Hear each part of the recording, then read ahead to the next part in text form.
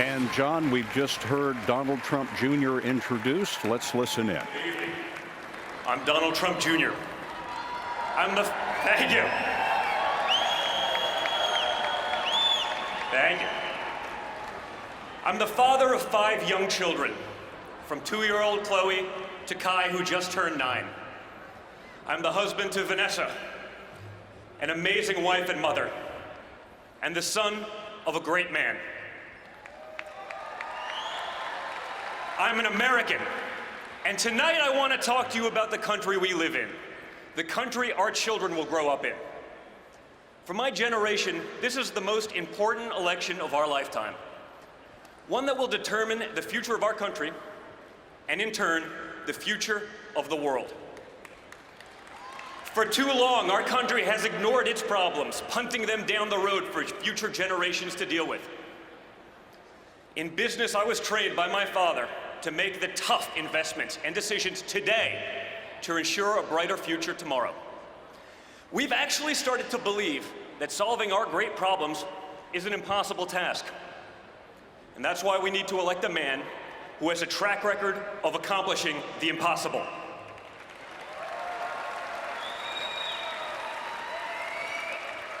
For the first time, parents no longer think that their kids will be as well off as we were. We've lost the confidence in our leaders and the faith in our institutions. But remember one thing, we're still Americans, we're still one country, and we're gonna get it all back. We're gonna get it back better than ever before. I know we'll get it back because I know my father. I know that when people tell him it can't be done, that guarantees that he gets it done. I know that when someone tells him that something is impossible, that's what triggers him into action.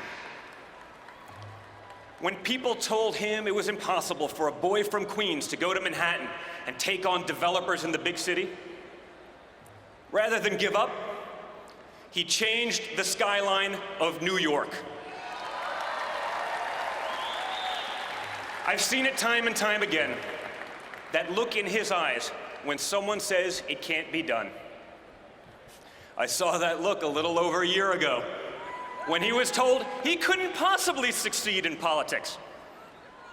Yes, he did. For my father, impossible is just the starting point. That's how he approaches business projects. That's how he approaches life. Whether it's teaching his granddaughter how to swing a golf club or tackling the toughest negotiations, he's always fully committed. That's why the person who had never run for office before stood on the stage 11 months ago in this very arena with 16 professional politicians. And this week, that same man will stand before you as our party's nominee for the President of the United States of America.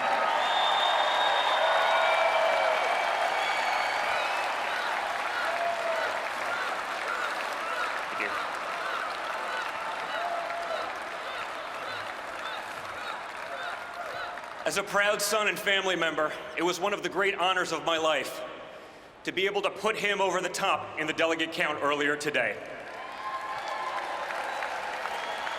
His unrelenting determination is why he's going to become our next president, and why I know that when my father says he can fix the country, he means it. You want to know what kind of president he'll be?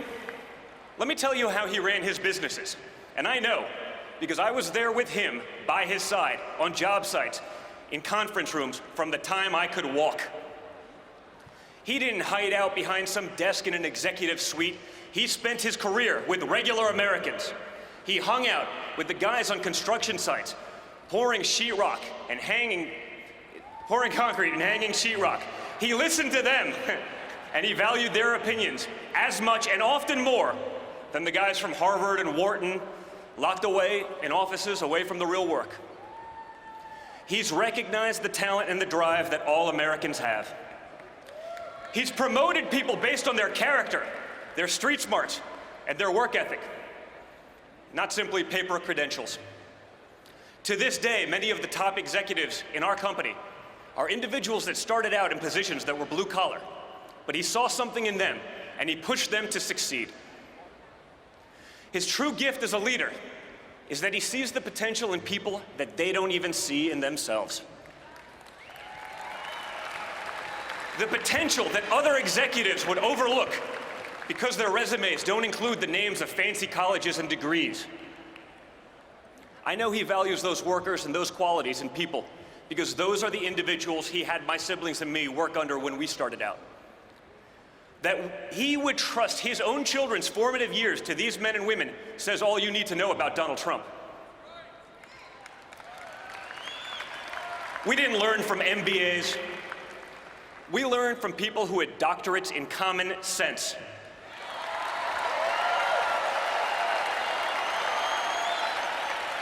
Guys like Vinny Stelio, who taught us how to drive heavy equipment, operate tractors and chainsaws, who worked his way through the ranks to become a trusted advisor of my father.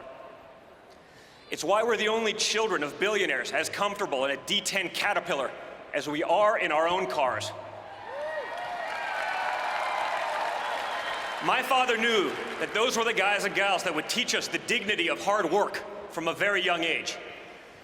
He knows that at the heart of the American dream is the idea that whoever we are, wherever we're from, we can get ahead, where everyone can prosper together. The other party also tells us they believe in the American dream. They say we should worry about economic inequality and immobility. You know what? They're right. But they don't tell you that it was their policies that caused the problem, and it was their policies that have no accountability.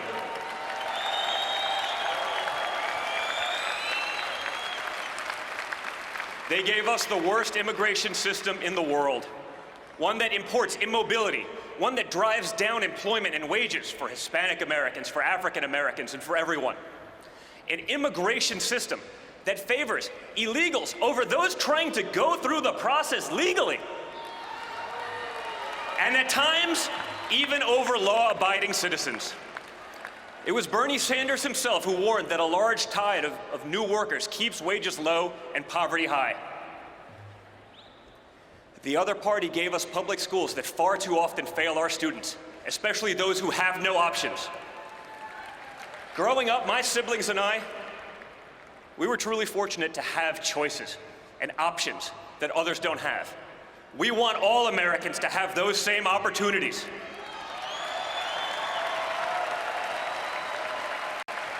Our schools used to be an elevator to the middle class.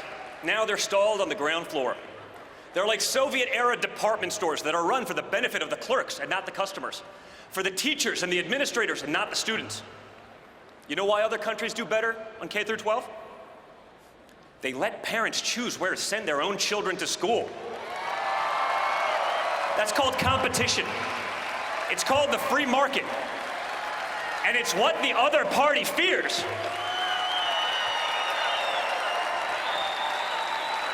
They fear it because they're more concerned about protecting the jobs of tenured teachers than serving the students in desperate need of a good education.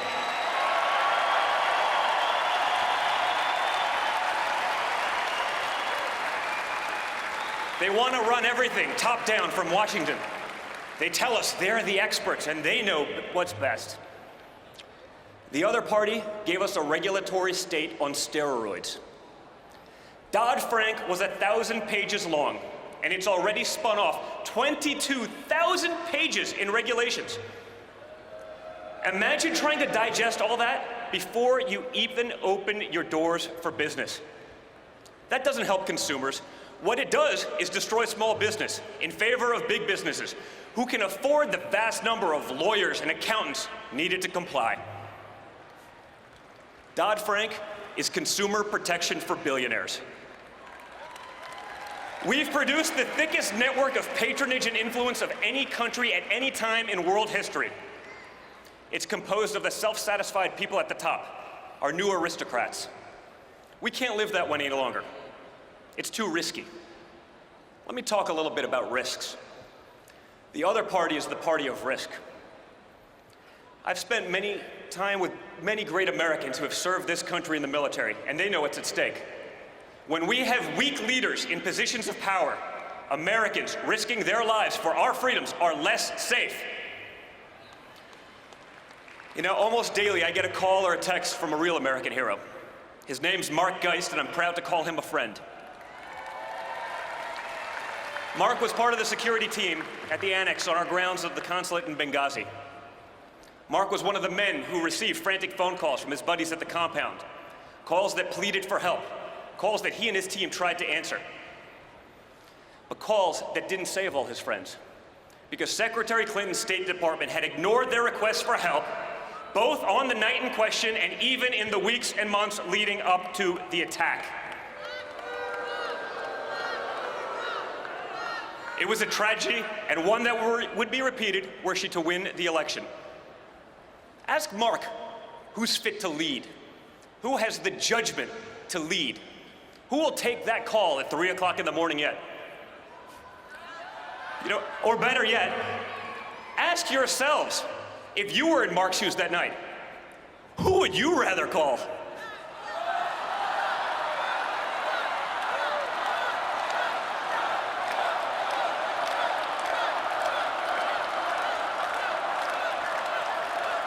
Let me tell you something about risk. If Hillary Clinton were elected, she'd be the first president who couldn't pass a basic background check. It's incredible. Hillary Clinton is a risk Americans can't afford to take. She says she'll issue executive orders to take away Americans' guns. She wants to appoint judges who will abolish the Second Amendment. Okay. Just look at how effective those laws have been in inner-city Chicago, a city with the toughest gun laws in our nation, where 70 people were murdered last month alone, and where over 3,400 American lives have been lost since this administration took office in 2009. You know why those laws fail? Because criminals, by definition, don't follow laws. Rather than prosecuting real criminals, she would strip hard-working, law-abiding citizens of their rights to protect themselves and their families. She'll throw every possible obstacle in the path of safe, reliable, affordable energy produced in America, by Americans, for American businesses and families. Rather than being energy independent, our country will be forced to remain beholden to her buddies in the Middle East. Those are risks we can't afford to take. And when we win, we're not going to have to. There's so much work to do. We will not accept the current state of our country because it's too hard to change. That's not the America I know. We're going to unleash the creative spirit and energy of all Americans. We're going to make our schools the best in the world for every single American of every single ethnicity and background.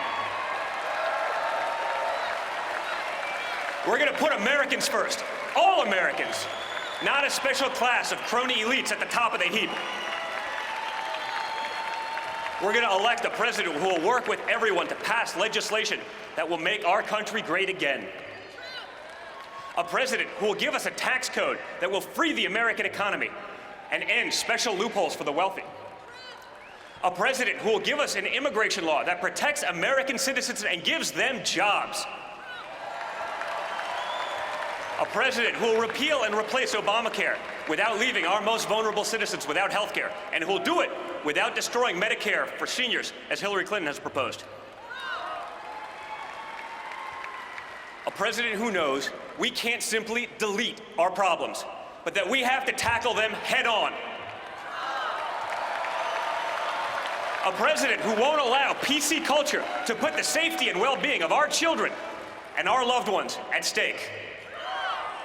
A president who won't bow and pander to nations that shudder at the very thought of America's existence. A president more concerned with the safety and comfort of his fellow Americans than the feelings of those hostile nations abroad who, if given the option, would wipe America off the face of this earth.